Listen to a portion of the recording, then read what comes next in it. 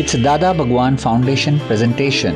Trimandir Sankul, Adalaj, District Gandhinagar, Gujarat. Phone 9327010101. જય શ્રી કિરણનાથ. પાનું 15મું છે કે? હા, પાનું 15 બ્રહ્મચર્ય પુસ્તક. જ્યાં સુધી દ્રષ્ટિ બદલાય નહીં ત્યાં સુધી વિષય જ છે. દ્રષ્ટિ બદલાય તે સમ્યક દ્રષ્ટિ થાય, ત્યારે વિષય ઓછા થાય, પણ વિષય જાય નહીં. એ તો સાતે સાત પ્રકૃતિ જાય ત્યારે વિષય જાય. એટલે પ્રકૃતિ કઈ સાથે સાથે? એટલે 4 અનંતાનો બંધી, પછી મિથ્યાત્વમો, મિશ્રમો અને સમ્યકત્વમો, 7 ખલાસ થાય ને એટલે પછી અપ્રત્યાખ્યાની પ્રત્યાખ્યાની સંજ્વલન રહ્યા, 9 કસાય રહ્યા. એટલે આ 7 પ્રકૃતિનું રહે છે. નો કસાય ક્યાં? એ જુદી વસ્તુ છે, પણ આ 4 અનંતાનુબંધી અને 3 આ મિથ્યાત્વમો, મિશ્રમો અને સમ્યકત્વમો, 4 ને 3 7 ખલાસ થાય ને ક્ષાયક સંકિત થાય ને ત્યારે જ વિષય મૂળમાંથી કપાય. કારણ જ્યાં સુધી હું જયા છું, વિજયા છું, ત્યાં સુધી પછી મારો ધણીન, હું વાઈફ, એ પછી એનું છૂટે જ નહીં. અને 5 ઇન્દ્રિયના વિષય કેટલા બધા જ પાછા. આ દેહાધ્યાસ છૂટ્યો ને એટલે બધા એના માલિક રહ્યા નહીં, એટલે બધું જ પડ્યું હળગાટ. અને નો કસાય એટલે આ હાસ્ય, રતિ, અરતિ, ભય, શોક, જુગુપ્સા, સ્ત્રીવેદ, પુરુષવેદ, નપુંસકવેદ, 9 નો કસાય.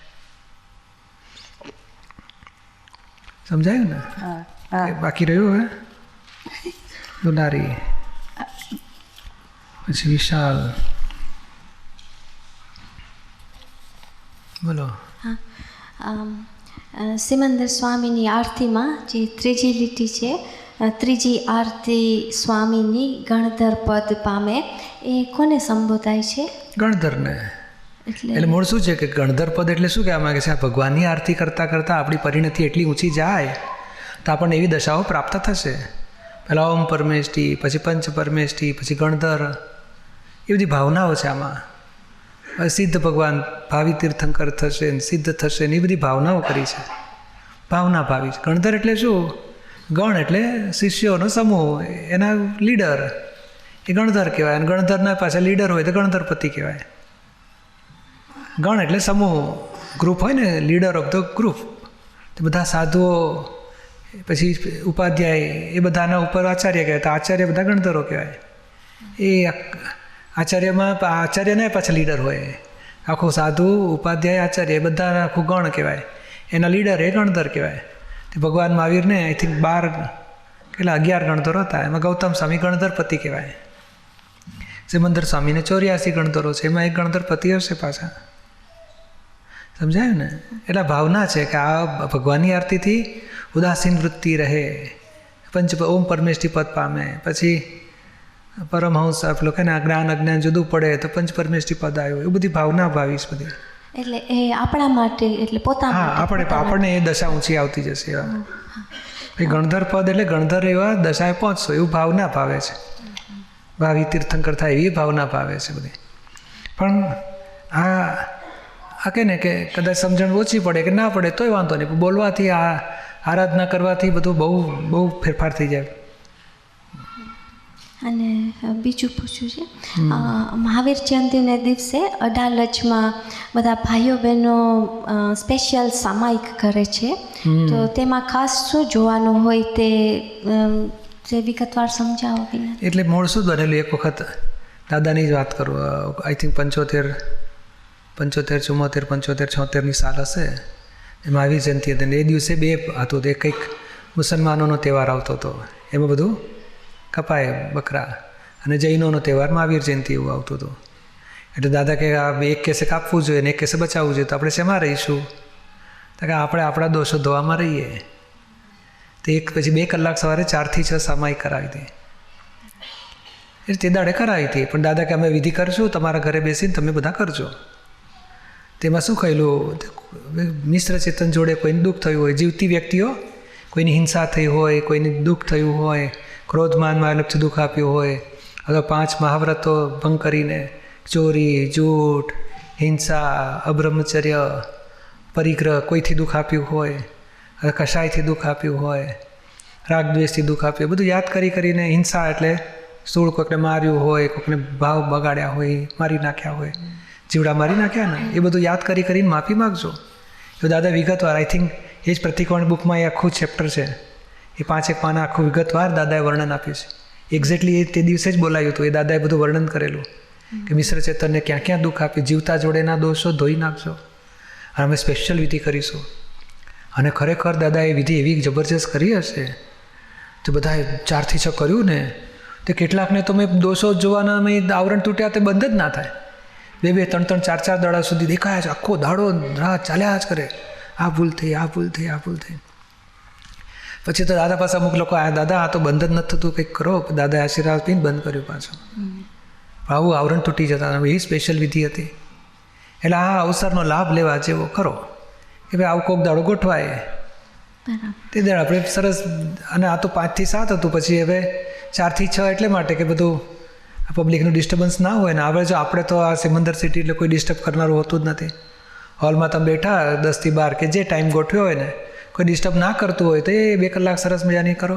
એટલે હિંસા 7 થી 9 કરે ને તોય ચાલે, 8 થી 9 તો બેસવાના જ હોય, 7 થી 8 બીજું. 2 કલાક બેસીને કરે ને તો જબરજસ્ત, અને 2 કલાક ના થાય તો 1 કલાક કરો. આ કોઈને દુઃખ આપ્યું, કોઈને નુકસાન કર્યું, કોઈને યુટ્યુબ, બધી જાતના જે જન્મ્યા નાનપણથી સમજણા થયા ત્યારથી જે પ્રકારના દોષો વ્યક્તિઓ સાથે થયા બધાને યાદ કરીને ધોઈ નાખો. આખી જિંદગીના દોષો ધોવા, એવી ગોઠવણી હતી એમાં. જય સચિદાનંદ. જય સચિદાનંદ. સમર્થા. Jai Sachinandi Papai, can you please help Samantha provide some keys to help break the sense of doership? She finds that she gets very stressed at work and can get very engrossed in her work. So I'd like some keys to help with that, please. શું કહે છે? કે છે કે સમંતા એમ કહેવા માગે છે કે એને કરતાપણાનું ઘણું છે, અને એના માટે મહેરબાની કરીને કોઈ ચાવી આપશો કે જેથી એનું જે કરતાપણાની ભાવના છે એ છૂટી જાય. અને કામ ઉપર આનાથી એને ઘણી તકલીફ પડે છે, અને એનાથી એમાં કામમાં એ તન્મયાકાર રહે છે, અને એના પછી એનાથી એને તણાવ પણ ઊભો થાય છે. આના માટે કોઈ ચાવી લીધું છે કે? Yes, yeah. જ્ઞાન લીધું ને? You know Samantha is separate and I am pure soul. Yes, I do. Now first you have to practice 5 principles only. The third principle says, who is the doer? Who is doer? What you will say? Vyavasthit. Vyavasthit, scientific, circumstantial. That you have to keep awareness again and again. Whatever happens, nobody is individual doer. Pure soul is not doer at all.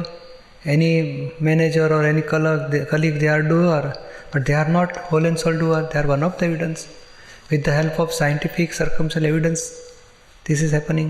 And whatever Samantha is suffering, it is due to her past karma. Nobody is responsible for her effect. So we have to understand nobody is doer, scientific, circumstantial evidence. And why this scientific, circumstantial evidence occurs? For our suffering, whatever we have made cause in past, we have to get suffering in this life. So evidence will give suffering.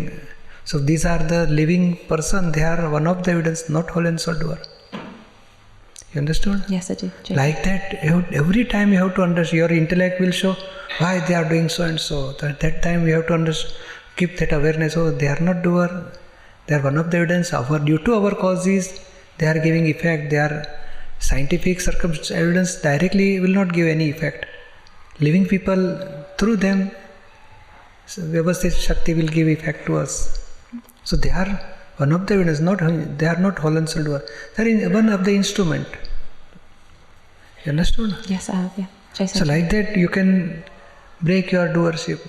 Then then again ego's intellect will show I can do whatever I want, I am always right. But find out, is there any mistake made by Samantha? Sometimes? Yes. Keep it noted. Keep that in noted condition. Oh, you have made so much mistakes, so you are believing that I am always correct, I am doing perfect. But sometimes you are also doing mistake. So like that you keep separation with Samantha and see, find out her own fault, show her faults. Not depress, but just keep awareness. Oh, you are believing that I am doer, but you are not whole and soul doer. You are also one of the evidence of scientific circumstantial evidence. And you are believing that I am always right. It is not always right. Sometimes you are doing mistakes. So So whatever mistake made by Samantha, you show her, to him, her. So she will recognize, oh, I have made some mistake. So I should not believe that I am always right. And I am right and they are always wrong. Like that your intellect showing always. And that will make you good, bad coordination with all people. Okay. Jai Sachin. Jai Sachidanand.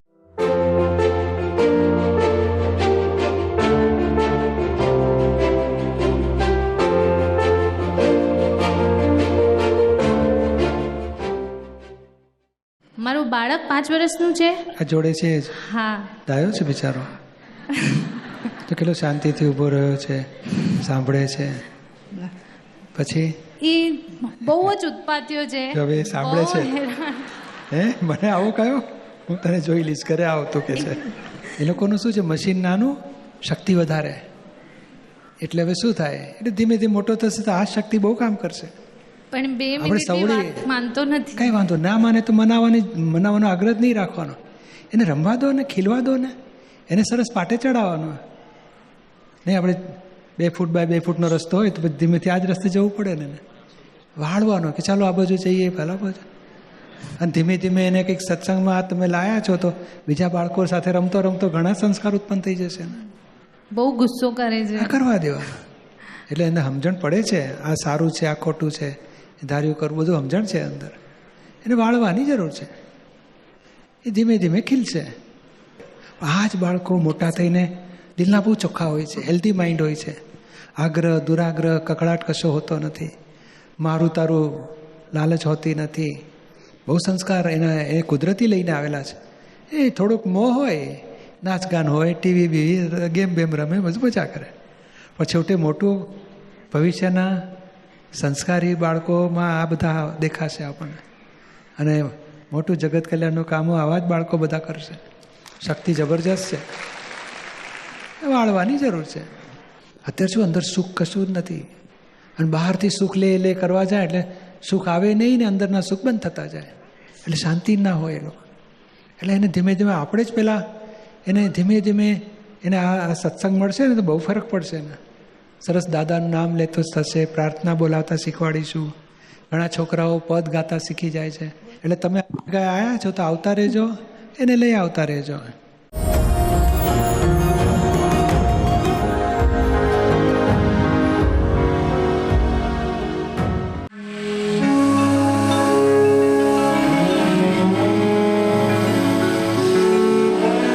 Ahmedabad શહેરનું ધબકતું હૃદય એટલે સાબરમતી નદીનો riverfront. આ riverfront પર આવેલ 5 માળના દાદા દર્શન બિલ્ડિંગની ખુલ્લી છત પર ભગવાન શ્રી સિમંદર સ્વામીની વિરાટ પ્રતિમા બિરાજે છે, જેમની સાથે અહીં ભગવાન શ્રી કૃષ્ણ અને શિવ ભગવાન પણ બિરાજે છે. આમ ભારતના મુખ્ય 3 ધર્મ જૈન, વૈષ્ણવ અને શૈવનો સમન્વય આ નિષ્પક્ષપાતી ત્રિમંદિરમાં જોવા મળે છે. આપ સૌ આપના પરિવાર અને મિત્રો સાથે આ દાદા દર્શનના ભગવાનના દર્શન કરી. It's Dada Bhagwan Foundation presentation. Trimandir Sankul, Adalaj, District Gandhinagar, Gujarat. Phone 9327 010101.